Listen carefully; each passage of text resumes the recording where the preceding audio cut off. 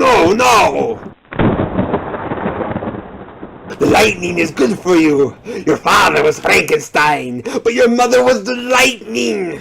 Hi, I'm Bobby, and welcome to Dusty Old Movies. Today, we're taking our fourth look at Universal's Frankenstein series with The Ghost of Frankenstein. This is actually the final film in the franchise to feature Frankie as the only monster. Later, he'll start hanging out with the Wolfman and Dracula. Will this be a fabulous Frankenstein finale? Or will it merely be the ghost of a great franchise?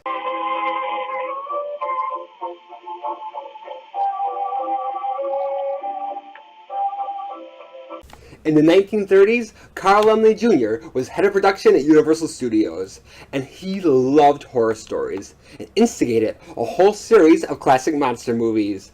Unfortunately, the Laemmles lost the studio, and the new management didn't like horror movies.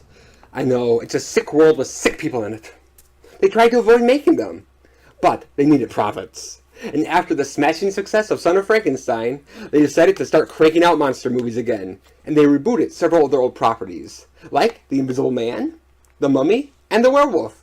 And then it was time for another Frankenstein.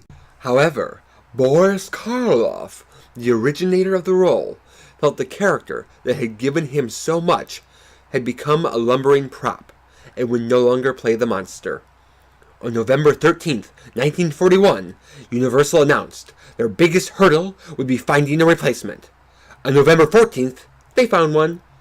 The son of their silent film star Lon Chaney Jr., was quickly becoming Universal's main spook, and was simply the logical choice. Starting just 18 days after the Wolfman wrapped, Lon was joined by several of his Wolfman co-stars, including Bela Lugosi. In addition, Dwight Frye, the crazed Renfield in Dracula, appears as an uncredited extra. On a side note, this is a perfect example of the career decline of both Bela Lugosi and Dwight Frye. When they made Dracula, Bela Lugosi was number 1 in the credits, and Dwight Frye was number 4. Now, Bela Lugosi is number 4, and Dwight Frye isn't even listed. Coming after Frankenstein, The Bride, and The Son, this was the first low-budget Frankenstein film, and it was shot in only 30 days, which was typical of Universal's new approach to horror. Ultimately, this became the final solo appearance of Frankenstein's monster.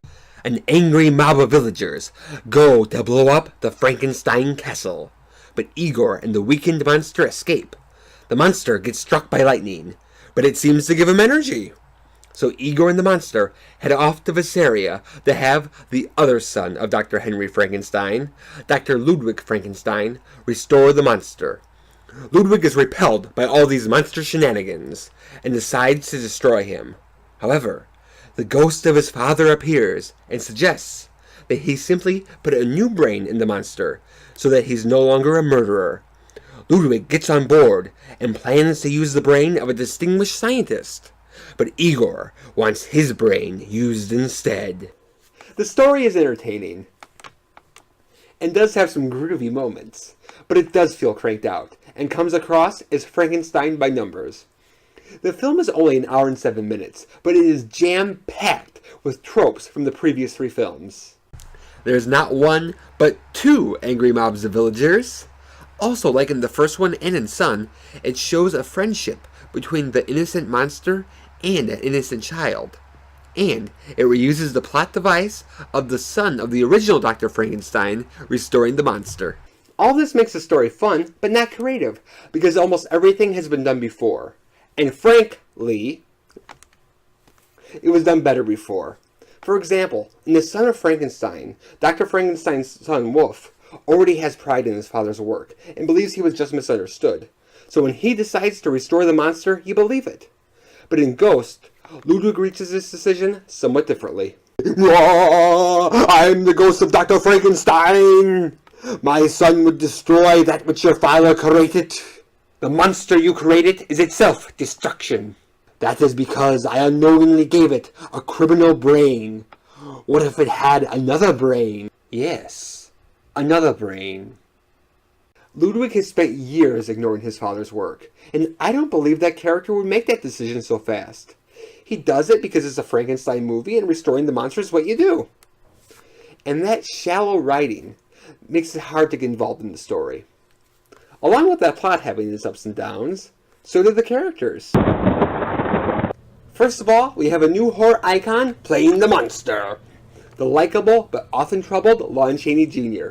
The production team saw both sides of him. At one point, he became drunk and got lost in the set. But he was also like a big kid and would buy ice cream for all the children in the movie. And that warmth does shine through in his scenes with the little girl. When they made the first film, the monster makeup was specifically designed for Karloff's face, and the look became so iconic they had to keep the same design. However, because his face is different, it doesn't look as good on Lon. In real life he wasn't, but he looks like a fat Frankenstein. But he eats fruit!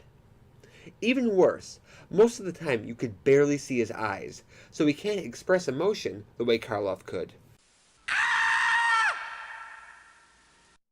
Can't you see? He is first time happy in his life! He also doesn't use much body language to show emotion. It's just going through the motions. In his defense, it could be to show the monster needs to be restored, but he just comes across as a very robotic monster. Cedric Hardwicke plays Ludwig Frankenstein. He's a decent actor, but comes across as very cold, so it's hard to care about him. Lionel Atwill is always great, and plays the shifty Dr. Bulmer. But the one who saves the movie is Bela Lugosi as Igor. It's a bat! It's a plane! It's Super Bela! Bela Lugosi first played Igor in The Son of Frankenstein, and it's one of his greatest roles. He's still fabulous, but they do tone down his character. He's not as sinister, and he's not as scary looking. For example, he doesn't have fangs this time, which kind of bites. So I do prefer him in The Son of Frankenstein, but it does give Bela something new to play. He's like a caring brother for the monster. And he does have one genuinely sympathetic moment. Better death than a life like this. Of all the characters, Igor is the only one we really connect with, so I wonder if that's why they took the character in this direction. However, he still does get some good evil moments, especially at the end, when he concocts a way to get his brain in the monster's body. You're Dr. Frankenstein. I am not Dr. Kettering. I'm Igor. I am Igor. I have the strength of 100 men. I cannot die. I cannot be destroyed. I, Igor, shall live forever. No one can play evil like Lugosi, and his acting is at its A-game. And Lon, who's still doing the physical body of the monster, he's at his A-game too in this scene. It's incredibly creepy and a great collaboration between two horror icons. Along with Igor making the film better, so does the fact that it is a Universal monster movie. Even though this is just a B-monster movie, they were Universal's bread and butter, so they knew how to make them. They always put talented actors in the supporting roles. The atmosphere is always good, although this film is weaker in that department, especially during the daytime scenes in this area. Also, the music in these films is typically terrific. In fact, the score for the Ghost of Frankenstein was nominated by the American Film Institute as one of the top 25 film scores. It didn't win, but still, it's an honor to be nominated. It really is! So even though I have a lot of complaints about this film, it's still a Universal horror film, and that makes it a cut above. Neither Lon Chaney Jr. or any of the future monster actors were able to top Boris Karloff's performance. But then again, they were never given that much to do. Just like in the film, Lon Chaney Jr. and Janet Ann Gallo developed a special friendship, and with her mother's permission, she would often go to his house to visit Lon and his wife. In fact, when Janet's mother died, Lon wanted to adopt her, but her father wouldn't allow it. The concept of Igor's brain being in the monster's body was going to be further explored in Frankenstein Meets the Wolfman, but it was dropped from the film.